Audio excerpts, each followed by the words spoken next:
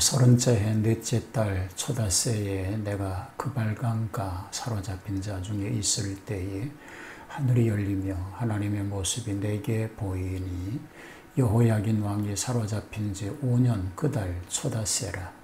갈대아 땅 그발강가에서 여호와의 말씀이 부시의 아들 제사장 나 에스겔에게 특별히 임하고 여호와의 권능이 내 위에 있으니라.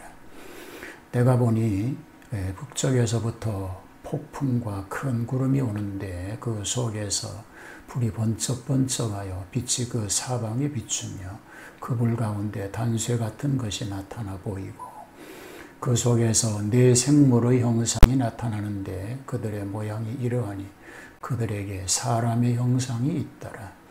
그들에게 각각 네 얼굴과 네 날개가 있고 그들의 다리는 곧은 다리요 그들의 발바닥은 송아지 발바닥 같고 광낸 구리같이 빛나며 그 사방 날개 밑에는 각각 사람의 손이 있더라.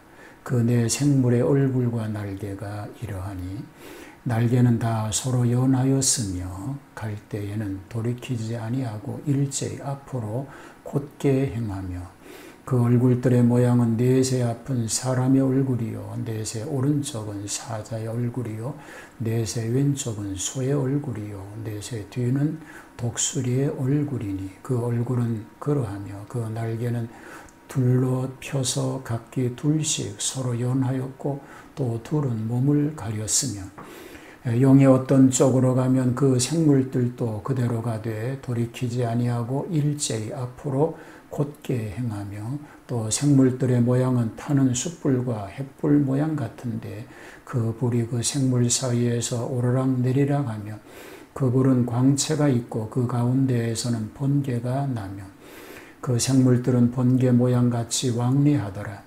내가 그 생물들을 보니 그 생물들 곁에 있는 땅 위에는 밭귀가 있는데 그 네 얼굴을 따라 하나씩 있고 그 밭귀의 모양과 그 구조는 황옥같이 보이는데 그 넷은 똑같은 모양을 가지고 있으며 그들의 모양과 구조는 밭귀 안에 밭귀가 있는 것 같으며 그들이 갈 때에는 사방으로 향한 대로 돌이키지 아니하고 가며 그 둘레는 높고 무서우며 그 네 둘레로 돌아가면서 눈이 가득하며 그 생물들이 갈 때에 바퀴들도 그 곁에서 가고 그 생물들이 땅에서 들릴 때에 바퀴들도 들려서 용이 어떤 쪽으로 가면 생물들도 용이 가려 하는 곳으로 가고 바퀴들도 그 곁에서 들리니 이는 생물의 영이 그 바퀴들 가운데에 있음이니라.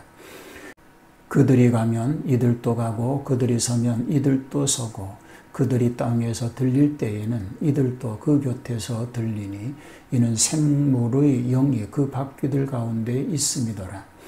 그 생물의 머리 위에는 수정 같은 궁창의 형상이 있어 보기에 두려운데 그들의 머리 위에 펼쳐져 있고 그 궁창 위에 생물들의 날개가 서로 향하여 펴 있는데 이 생물은 두 날개로 몸을 가렸고 저 생물도 두 날개로 몸을 가렸더라. 생물들이 갈 때에 내가 그 날개 소리를 들으니 많은 물소리와도 같으며 전능자의 음성과도 같으며 떠도는 소리 곧 군대의 소리와도 같더라. 그 생물이 설 때에 그 날개를 내렸더라.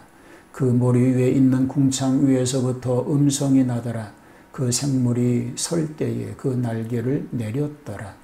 그 머리 위에 있는 궁창 위에 보좌의 형상이 있는데 그 모양이 남보석 같고 그 보좌의 형상 위에 한 형상이 있어 사람의 모양 같더라. 내가 보니 그 허리 위의 모양은 단쇠 같아서 그 속과 주위가 불 같고 내가 보니 그 허리 아래의 모양도 불 같아서 사방으로 광채가 나며 그 사방 광채의 모양은 비 오는 날 구름에 있는 무지개 같으니 이는 여호와의 영광의 형상의 모양이라. 내가 보고 엎드려 말씀하시는 이의 음성을 들으니라. 할렐루야. 자, 오늘부터 에스겔서를 읽고 말씀을 묵상하겠습니다. 에스겔서는 48장으로 된 예언서입니다. 크게 네 부분으로 나눌 수가 있습니다. 1장부터 3장까지는 소명에 대한 내용이, 4장에서 32장까지는 심판에 대한 예언의 말씀이, 33장부터 39장까지는 회복 예언의 말씀이, 40장부터 48장까지는 메시아 왕국 예언으로 나누어져 있습니다. 자, 오늘은 부름받은 에스겔의 계시를 소개하고 있는 1장 말씀을 생각하겠습니다. 자, 1절부터 3절은 계시받은 때와 장소에 대한 얘기가 소개가 되지요. 제30년 4월 5일에 에스겔이 출생한 후 30년이라는 거죠. 유브라데 강의 지류인 그발강변에서 에스겔이 계시를 받았습니다. 자, 하늘이 열렸습니다. 하나님의 이상을 보았습니다. 하나님의 말씀이 나타났습니다. 여호와의 권능이 그 위에 있었다고 서두에 소개하고 있습니다. 내 생물의 모양과 활동에 대한 얘기가 4절로 14절에 소개가 됩니다. 여기에 나타나고 있는 그 생물은 하나님을 모시는 천사들입니다. 폭풍과 구름을 하나님의 임재의 상태라고 보겠지요. 그리고 내 생물의 그 얼굴의 모양을 보면 넷의 앞은 사람의 얼굴이요, 넷의 오른쪽은 사자의 얼굴이고 넷의 왼쪽은 소의 얼굴입니다. 그리고 넷의 뒤쪽 독수리의 얼굴인데, 이것은 지혜와 능력과 인내와 신속함의 성품을 뜻하고 있다, 이렇게 볼 수 있습니다.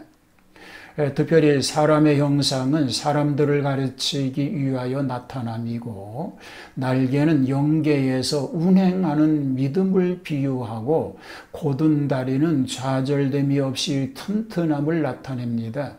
그리고 송아지의 발바닥 같음은 둥글어서 원만성을 나타냅니다.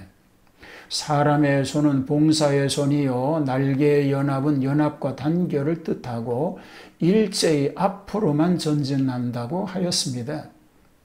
특별히 전후 좌우의 얼굴이 있음은 그들을 통한 하나님의 섭리와 감시가 어디서나 있다는 것입니다. 하나님이 어느 편으로 가려면 그 생물들이 그대로 행하고, 숯불과 횃불 모양은 이를 성결을 의미하고 있습니다. 이상 생물에 대한 교훈은 하나님을 섬기는 성도의 생애를 교훈하고 있다, 이렇게 교훈으로 받아들일 수 있습니다. 바퀴의 구조와 활동에 대한 얘기가 15절로 21절에 소개가 됩니다. 여기에 생물들에게 달린 이 바퀴에 대한 말인데, 이 바퀴는 섭리의 운행을 뜻합니다. 바퀴가 쉬지 않고 돌아가는 것을 섭리도 그렇다라고 하는 뜻을 담고 있는 것입니다. 자, 넷이 한결같습니다. 사람들에게 관련된 섭리의 역사는 그 개개의 것에 있어서 다른 점은 있으나 그 결론은 하나입니다. 하나님의 한 뜻에서 나왔기 때문인 것입니다. 황옥과 같습니다. 원어의 뜻은 실상 하늘빛 혹은 바다빛의 보석을 가리킵니다. 그러나 이것은 그 세계빛보다 하나님의 섭리가 바다같이 깊다, 그런 뜻을 가지고 있습니다. 바퀴 안에 바퀴가 있습니다. 이것은 하나님의 섭리가 바다같이 방향 전환을 자유로이 함을 나타내고 있는 것입니다. 그 둘레는 높고 무섭다고 했습니다. 하나님의 하시는 일에 경외감을 주는 것입니다. 눈이 가득하다고 하지요. 섭리가 맹목적이 아니라 완전 실태 상황을 파악한다라고 하는 의미를 가지고 있는 것입니다.